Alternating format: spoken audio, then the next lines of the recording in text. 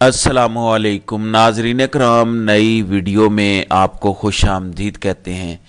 26ویں اور 27ویں آئینی ترمیم کے حوالے سے جو پیش گوئیاں کی گئی تھیں، بظاہر اب وہ پیشن گوئیاں پوری ہونا شروع ہو گئی ہیں۔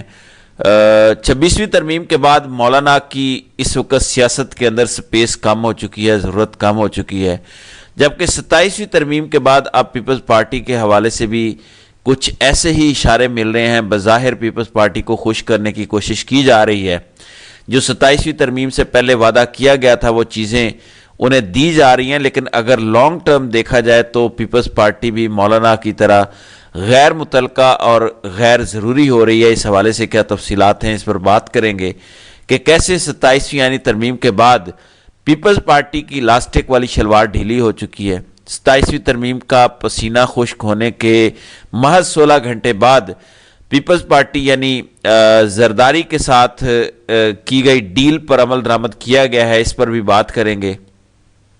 ناظرین کرام، 26ویں ترمیم آپ کو پتہ ہے مولانا کے بھی 2 سے 3 سینیٹرز وہ منحرف ہوئے تھے۔ مولانا کی واضح ہدایات کے باوجود ان لوگوں نے 26ویں آئینی ترمیم کے حق میں ووٹ دیا تھا۔ پی ٹی آئی کے بھی کچھ لوگ توڑے گئے، 11 ایم این ایز تھے، جبکہ تقریباً کوئی 3 سے 4 سینیٹرز کے نام سامنے آئے تھے، جس میں سیف اللہ بڑو، سلیم فیصل، ڈاکٹر زرکا وغیرہ تھے۔ تو 26ویں آئینی ترمیم منظور ہوئی، دھونس دھمکی زبردستی اور بلاول کی بروٹ میجورٹی کے ذریعے 26ویں ترمیم کو منظور کیا گیا۔ 26ویں ترمیم منظور ہوئی تو اس کے بعد بہت ساری چیزیں مولانا کے لیے مشکل ہو گئیں۔ گزشتہ 12 جولائی 2024 کے روز سپریم کورٹ کے اس وقت دستیاب فل کورٹ نے پی ٹی آئی کو مخصوص نشستیں دینے کا فیصلہ دیا تھا۔ مولانا بھی یہ مخصوص نشستیں لینے سپریم کورٹ پہنچے تھے۔ بعد میں جب نظر ثانی درخواستیں آئیں تو اس میں یہ فیصلہ ریورس ہوا اور یوں پی ٹی آئی کی مخصوص نشستیں پیپلز پارٹی، نون لیگ اور جے یو آئی سمیت دیگر جماعتوں میں تقسیم ہو گئیں۔ قومی اسمبلی کی 23 سیٹیں تھیں جو دیگر سیاسی جماعتوں میں تقسیم ہوئی۔ اب یہ سیٹیں لینے والے اس وقت بہت خوش تھے کہ ہمیں یہ نشستیں ملی ہیں اور پی ٹی آئی کا حق مار کے یہ سیاسی جماعتیں بہت زیادہ خوش تھیں، لیکن صورتحال اس وقت اچانک تبدیل ہوئی جب 27ویں یعنی ترمیم کے موقع پر وفاقی حکومت، نون لیگ اور پیپلز پارٹی کو مولانا کی جماعت کی کوئی خاص ضرورت نہیں پڑی۔ مولانا کی جماعت کو یہ بعد میں احساس ہوا کہ جو مخصوص نشستیں ہیں یہ حاصل کر کے در حقیقت ہم نے اپنے پیروں پر کلہاڑی ماری ہے۔ تو مولانا جو مخصوص نشستیں حاصل کرنے کے لیے سپریم کورٹ پہنچے، انہوں نے اس کا نقصان اٹھایا کیونکہ ان کی قدر اور اہمیت 27ویں آئینی ترمیم میں کم ہو گئی۔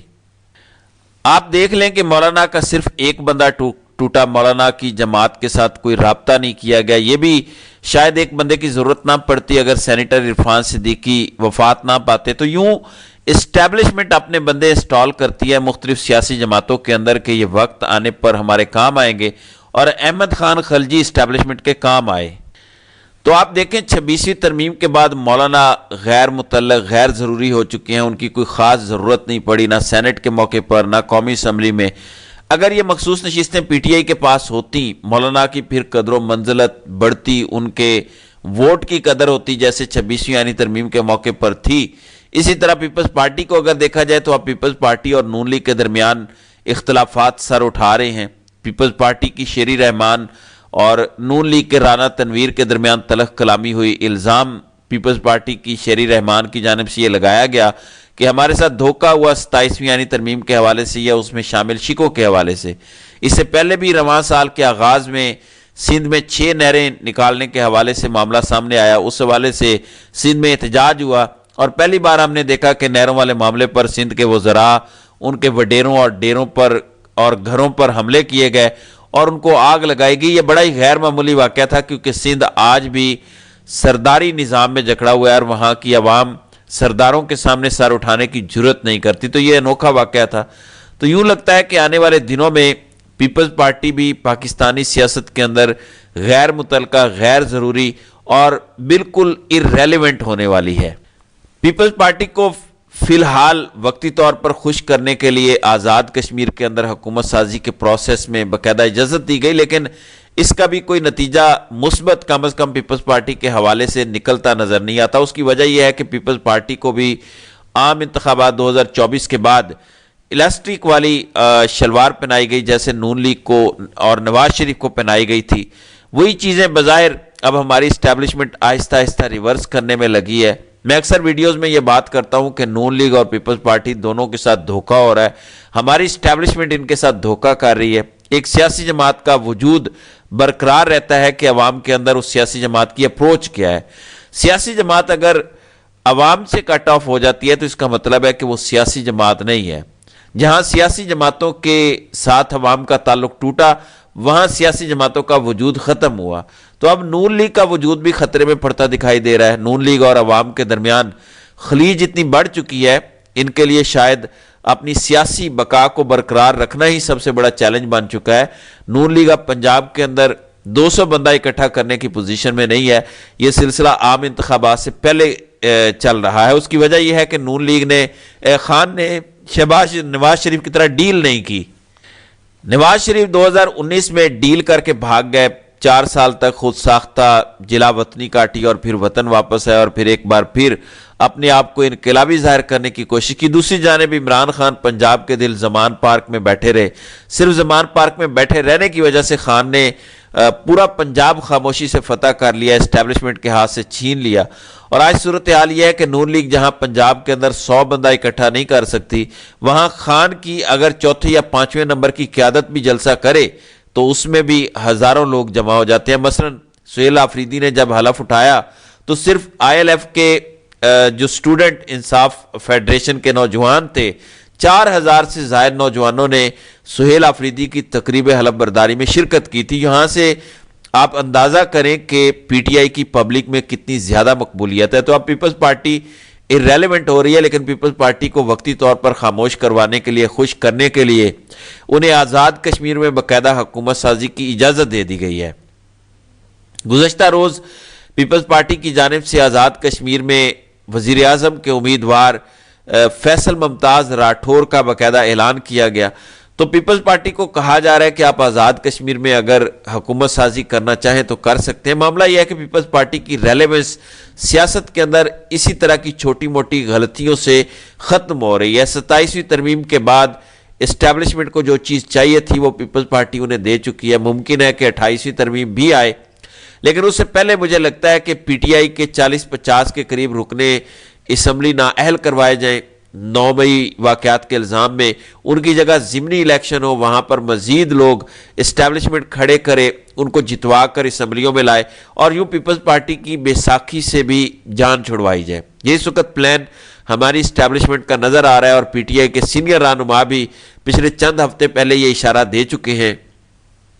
اس وقت تک 3 سینیٹرز ڈی سیٹ ہو چکے، شبلی فراز ہیں، اعجاز چودھری ہیں، عمر ایوب ہیں، اسی طرح 8 MPs نائل ہو چکی ہے۔ اگر ٹوٹل تعداد MPs MNAs وغیرہ کی ملائی جائے تو اس وقت تعداد 20 کے لگ بھگ بنتی ہے۔ تو یوں PTI کے لوگوں کو نااہل کروایا جائے گا، ڈی سیٹ کروایا جائے گا، وہاں پر فارم 47 کے لوگوں کو جتوایا جائے گا، اسمبلی میں لایا جائے گا، پیپلز پارٹی پر انحصار کم کیا جائے گا اور یوں 28ویں یعنی ترمیم سے پہلے ہی پیپلز پارٹی کو بھی مکمل طور پر irrelevant کر دیا جائے اور سسٹم کے اندر ان کی کوئی وقت نہ رہے۔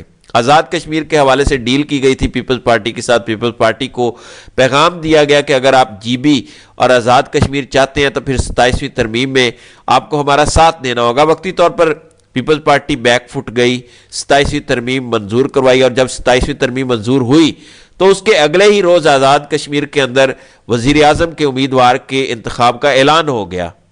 موجودہ وزیر اعظم انوار الحق کے خلاف عدم اعتماد کی تحریک بھی آ گئی۔ تو یہاں سے بھی آپ چیزوں کو محسوس کر سکتے ہیں کہ پیپلز پارٹی کو دانہ ڈالا گیا، پیپلز پارٹی نے وہ دانہ چگ لیا۔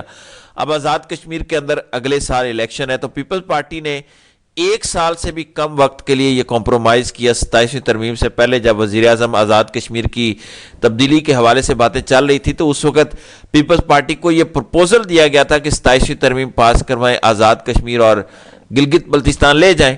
آزاد کشمیر پر کام شروع ہو چکا ہے، بہت جلد گلگت بلتستان کی وزارت اعلیٰ کے لیے بھی اسی طرح کی تبدیلیاں آپ ہوتی دیکھیں گے۔ 2020 میں آزاد کشمیر کے انتخابات اور 2021 کے انتخابات میں گلگت بلتستان میں PTI جیتی تھی، لیکن وہاں پر فارورڈ بلاک بنائے گئے رجیم چینج کے بعد اور پھر اس کے بعد پی ٹی آئی سے یہ دونوں حکومتیں چھینی گئیں. تو اس وقت کارروائی شروع ہو چکی ہے.